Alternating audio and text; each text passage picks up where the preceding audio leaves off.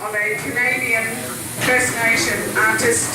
Her name is Dawn Oman, and she lives in Canada, north, east, somewhere. And she gave me permission to utilise some of her art format, which I have created the banner on the right-hand side from the original paintings on the left. Okay, the whole focus of this was to give you pointers on how you can take something in one format and convert it into another format. You may have an image that is circular and you may wish to put it on something rectangular. You may have something square and you want to put it on something circular. So as you can see from the original paintings, I created something long and thin using some of the aspects from the sky. I used the bears looking up, and another of her pieces actually had the snowflakes in, so I combined all three and came up with that. She approved it, and this design will actually be made by a student at Fort Worden in 2 weekends' time. Next slide, please. Okay, here's how you can do it yourself. On the left, a frog. This was all I was sent by one classroom student from Fort Worden. The person said, I like the poison dart frog, here's a photo. The photo was the size of my thumbnail. Oh my gosh. And he didn't seem to think, I guess he didn't have much confidence that I'd be able to do anything with it because he'd never seen a good frog design. So after a little bit of research and working out what a poison dart frog was, I came up with this shape at the right, which to the naked eye looks very much like the one on the left. However, the one on the left becomes this one in the middle if that's all you use. And there ain't no way, as those of you who've been in my class today, there's no way you would want to cut something out that tricky, and that's only one portion of one section of his back. So this over here, I actually drew using my computer software. You could draw it using a pencil. You could then draw it using the Sharpie, to full scale. The benefit of working on computer is I can draw it at 1/20th of the scale and then enlarge it and print it full size. If you pop into the classroom tomorrow, you'll actually see what we do. So imagine, that's my frog. How the heck is that going to fit on something tall and rectangular? I'll show you later. So the key thing being, find your sew lines, find on your object where you are going to be stitching. You don't stitch everything. You don't need to stitch every little dot, every little bit of shading. Get rid of all the wiggly bits. Avoid any lines that are too close together that make them look like railway lines. And make the design yours. This is my design because I drew this, even though I looked at that photograph while I was doing it. Next slide, please. Now, when I work with a banner shape, because that's all I do, you might work with a rectangular kite, you might work with a rokaku, you may work with something completely asymmetrical, whatever it is. You take the outline of your shape. If you are drawing by hand, use a mask. And the mask is the one in the middle, which is a piece of paper with the hole in the middle of the shape you want. And you move it around over the image until the image fits. On the right is how I do it. On the software, I draw the shape. Oh, sorry, the other way around. This is the mask. I haven't had enough sleep. This is the mask with the hole in it being moved over the image. As you can see, the image is not lined up correctly, but you move the mask until you see what it is you want to portray. In the computer software, in the middle, I can actually draw the same shape with no fill. Those of you who know what that means, it means no colour to the shape. And I can move my shape over and around and angle it and what have you until I have the right perspective. From this image, that bird is in the wrong place. because it doesn't fit either of them. And yet the banner that went tonight to Pam Hodges is that bird. Yeah. But I twisted it a little to make it fit. I shrunk it a little so that the tail wasn't out of the picture. It's all about moving it around until what you see is the end result. But here's a tip. As you go along the way, take photographs. You've got a mobile phone, take a photo. And then look back at your photos until you go, oh, number 3 was the best. Okay, next slide, please. When you're trying to create a scene or fill a space, you can either have an image looking inwards, an image looking outwards. You can take one image and create an outwards, inwards. So one face is looking one way, one face is looking the other. Or for Mary Pat, is she here? Yeah. Yep, there you are. For Mary Pat, she had 3 kites she wanted featured. Yep. And we tried them, as Mary Pat will tell you, we tried them in different configurations. The gecko down the bottom, the lighthouse up the top. The smiley face had to be in the middle. It didn't fit anywhere else. But I drew different placements, and I kept showing them to her, and she came back and she said, that's the one. So the lighthouse is big because it's closer towards me, and the gecko is small because it's further away. So let the image look out of the picture and the image look into the picture. Use a large image at the foreground and a smaller image in the background. And here again, remember to take photographs or save each screen as you do it. Okay, next slide please, while I have a drink.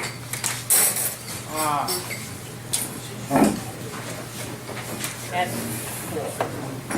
Another of my challenges for Fort Worden.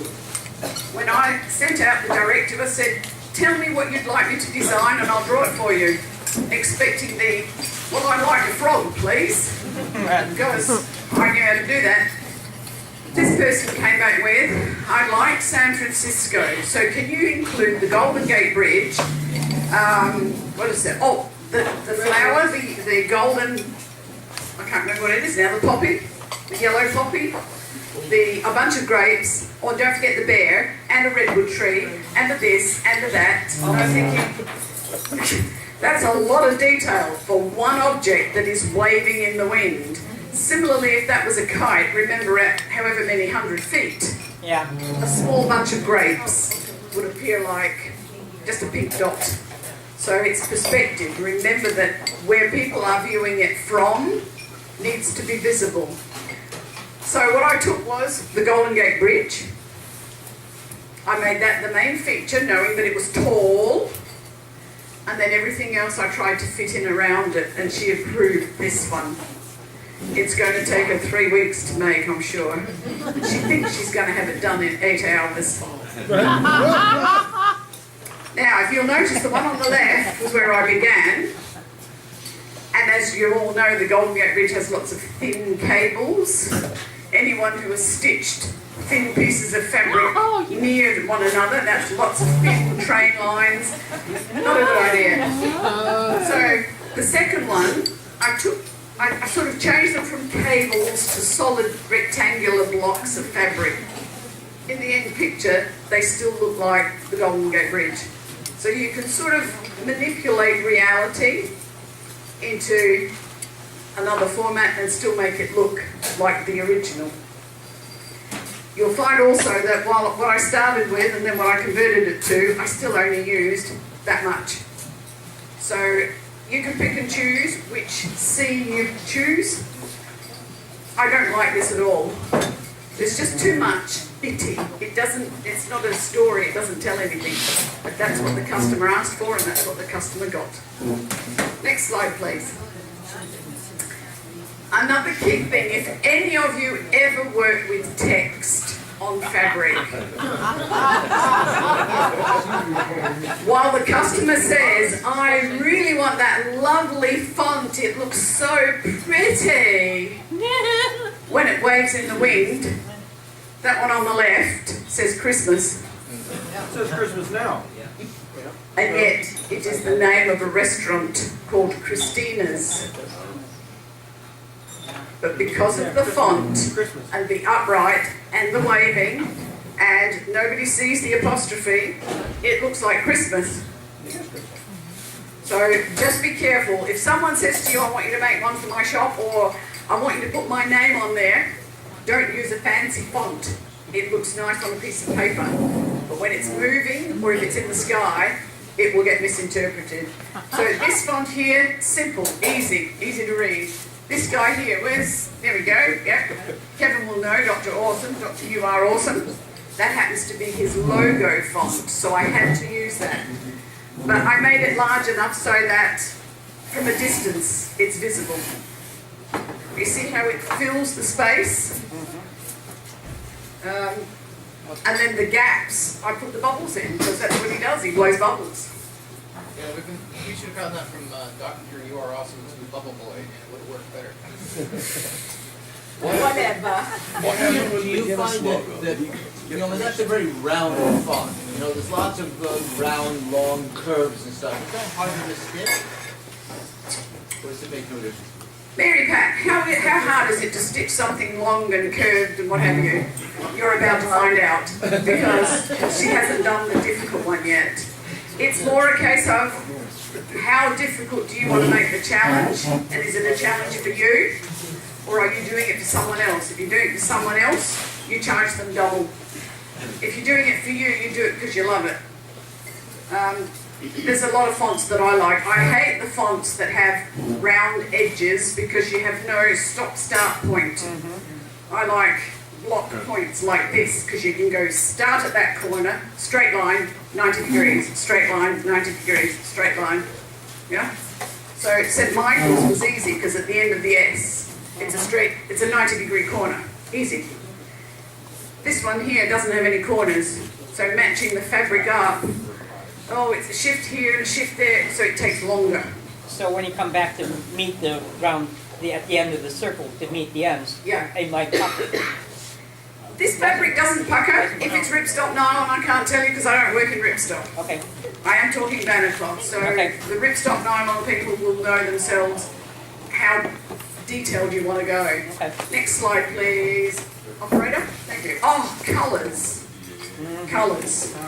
In the sky, with the sunlight behind, there are certain colours that together do not portray very well. And I've shown you the ones on the left that in the sunlight might look nice on a piece of white paper, Yeah. but in the sunlight they wash out. So a pale green on a mid-blue background, can't see it. The red on yellow are the number of people that have said to me, oh, I want a red one because it's bright. Can you put some yellow letters on there? And I say, yes, I will. But you'll find that the message will disappear. You will lose it quite quickly. And then on the right, someone wanted orange and pink. However, there is the way around it. So if you've got an image that you want that's yellow and you want to put it on a red background, always make sure you can use a black outline or something that delineates the pale colour from the colour alongside it. You know why Robert Brassington's images are so vivid? Because he uses the black in between. You don't go directly from a pale green to a pale blue to a pale this. You put black in between. So this one here is the same design as that one there, except it has black around it. Same with cafe and the cup, and the same with kitchens. I mean, they're awful colours in themselves, but if that's the colour of the logo or the company, or the image that you're working with, that's what you have to do. Next slide, please.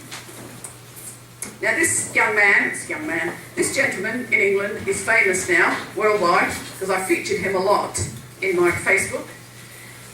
A chap from a place called Rugby in the UK, who went to the college in the UK, in Rugby, where he first played the game of rugby. The same college he went to was where rugby was invented, and it was also the place where C.S. Lewis attended, and C.S. Lewis, as you should know, wrote Alice in Wonderland and the White Rabbit.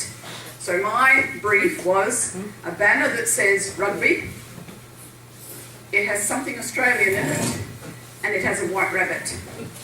So from that, I looked at action images, I decided that we would have one English team member playing for the O2, which is the arena in London where they play, against the Australian team in green and gold, reaching for the ball, which is the rugby union logo, and because he's a kite flyer, it had to have a train of kites in the sky. We have the goal posts, the green of the field, we have some grass, because I can't draw shoes. That's the old South Park joke. South Park, they run around with balls, circles for hands and circles for thumbs because he couldn't draw hands. And just peeking in at the corner is the white rabbit, and here was my model. So, looking at action shots, getting a feel for how a picture fills the space. I've got the players in the foreground, I've got the rabbit peeking in, we've got the green field, the goalposts at the far end, and in the distance, the kites. So the man's name is Neil Glover. He loves rugby, and yeah, he loved watching the match where apparently Australia beat England. That's what he said. Next slide, please. Here is another challenge that I was given, again for Fort Worden. The gentleman lives in Washington State, in Bellingham or near Bellingham City. He wanted Mount Baker, cedar trees, Bellingham Harbour, and the Bellingham Old City Hall. All right, I researched, I found various images. I found Mount Baker, I found the cedar trees, I found a photograph of the City Hall. And even though I spent hours drawing this whole thing, it worked out that when I put it on the actual background, on the shape, that I only used this central part. So all of this was wasted. But I wouldn't have known that if I hadn't have drawn it. So foreground, middle, and then background. So Mount Baker and the cedar trees. And of course he wanted his name on, but I made sure I used a font that you could read. I've used that font often. Sorry? I've used that font often. Yeah. That's a good font. But it's one of those with round edges, so again, so long as it's short Yeah, name, but there's enough turns in that, 90-degree turns, that it works. yeah, but you work in ripstop or flag nylon? I've done both. Right. Flag nylon is the opposite to ripstop. Ripstop, you stitch it, then you cut it away. Flag nylon, you cut it out, then you stitch it. So you have to be able to cut it and place it. So he hasn't seen it yet, so I hope that he likes it. The other thing, as I say, the last point there is, where is the eye drawn to? When you look at something, if it works, your eye is immediately taken to something that catches your attention. So I'm hoping here that he finds something in that that appeals. Too late now if he doesn't. Next slide, please. All right, I call this the Goldilocks moment. When you have an image that you really love and I want to use that image, oh yes, and then you put it on your background and you go, oh. Okay, in this case, it's not enough because it's smack bang in the middle, it fills the width, but there's too much space top and bottom. That's negative space. It's pointless, it doesn't draw your eye really, it's just ugh. The central one uses the image that you really love lots of times. But again, there is nothing that draws the eye, everything is the same, and it would take, that would be a horrendous job to sew. Different if you were painting. Whereas on the right here, what I ended up with, after about 12 different versions, I ended up with the image mirror, because she's looking this way instead of looking that way, mirrored facing this way, facing this way but on an angle and a bit smaller, and then in the background, the reverse, looking that way. And by angling them and placing them behind one another, that gives you the inference of the Russian dolls where one fits inside the other, inside the other. So you've got the big one, the medium-sized one, the next size down. So this is just right. This is the Goldilocks, you know, the porridge too hot, porridge too cold, porridge just right. So, next slide, please. Similarly with this chap, I found the image originally, it was square. Square would not fit on rectangular or long and thin. I found the key part of it was the face and the hair, and then it was number of experimentations, as you can see, 2, 3, 6, 7, 8, this was 12. 12 was the one I went with. Experimenting with, does he have a white face, an ecru face, white face, angled this way, angled that way, half a face, or this one is a bit this way and a bit that way. It's trial and error. But again, at the bottom, the large one, at the top, the smaller one, and use a dark background so that it brings the eyes and the makeup out. This is my kabuki. So yes, take photographs at each step so that you can then go back. Because once you've deleted something or you've scrunched it up, thrown it away, you can't get it back again. Next slide, please. So do you make an object, do you make a computer object of the face and actually move that as an object within your field? I certainly do. So it's Remember, I do this commercially. This is my day job. However, for my day job, I'm more along the lines of I'm being asked to do one that says fish and chips with no images. So when I get a chance to do something with an image, it tingles me. Yep.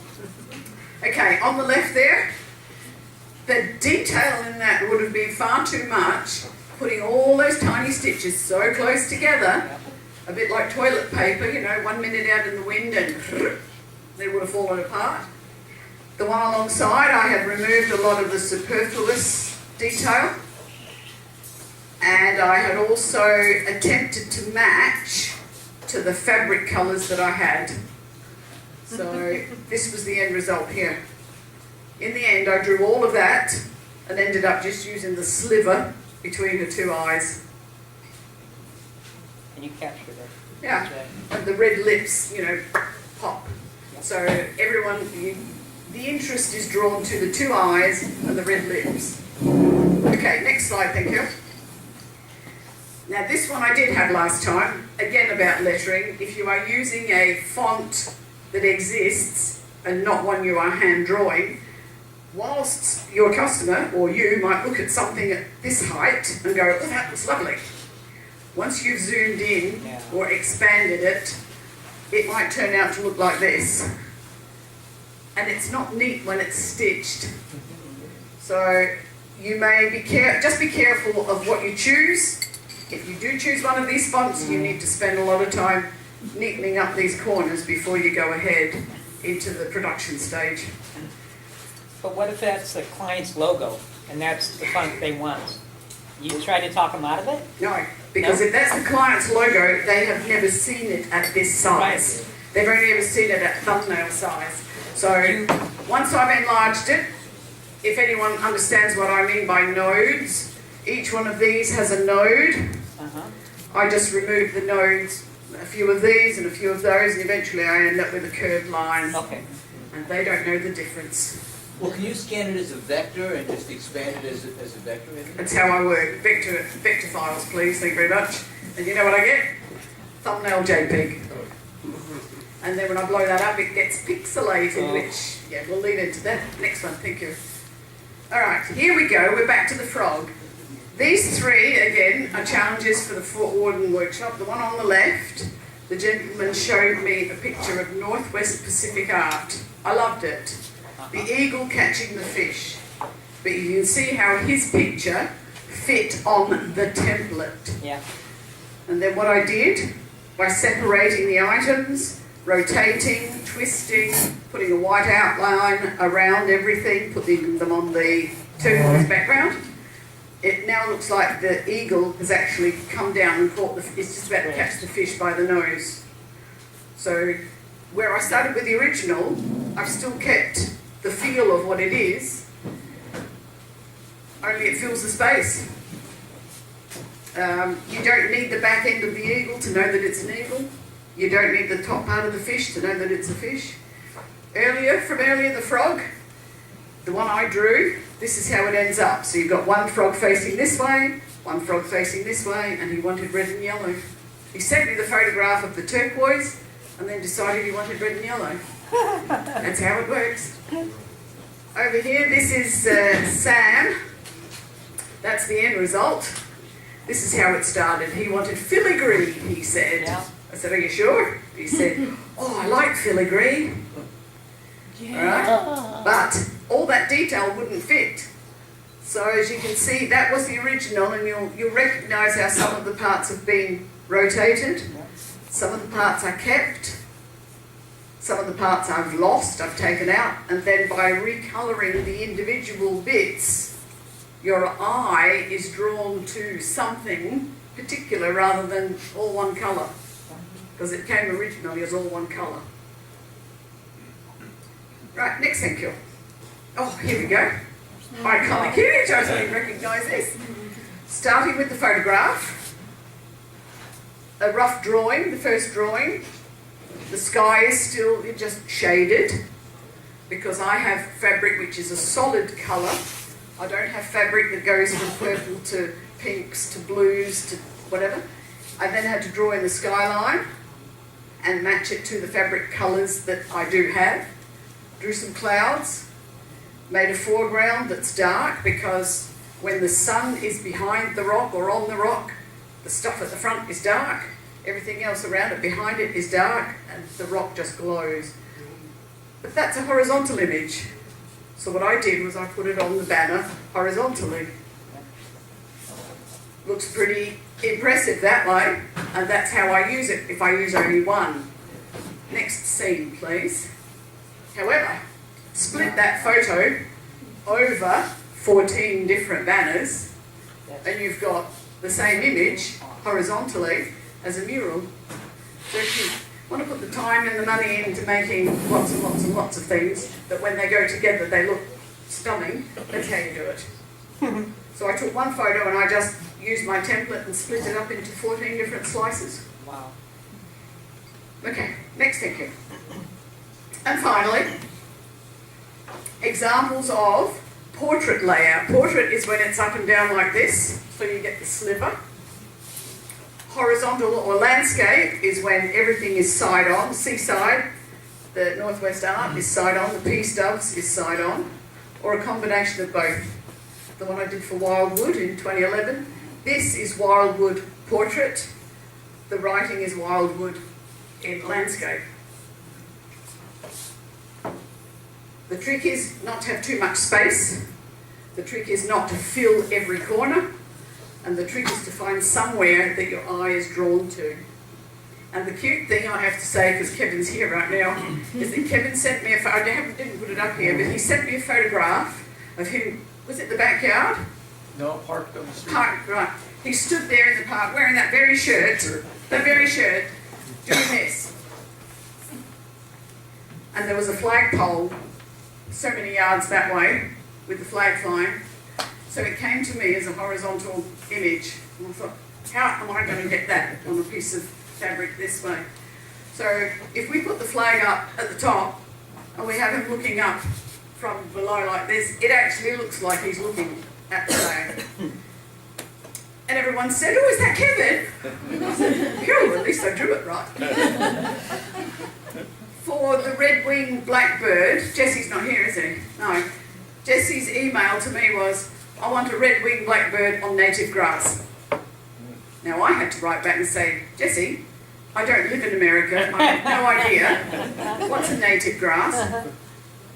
But a bit of research, Google, red-winged blackbird, native habitat, whatever, images showed me the bird itself resting on, what are these? Cattails. There you go, we haven't got them, so.